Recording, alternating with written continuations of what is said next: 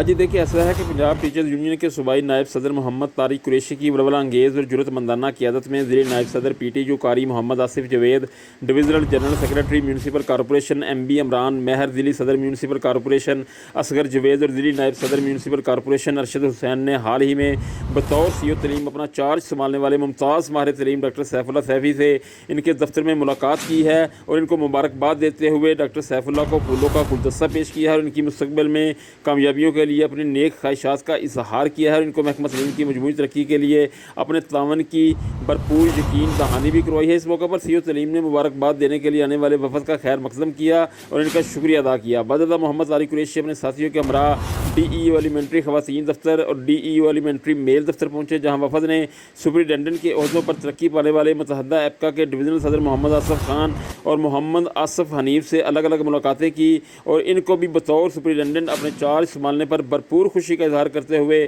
مبارکباد دی اور ان کی مزید کامیابیوں اور کامرانیوں کے لیے اپنی نیک تمناؤں کا اظہار کیا۔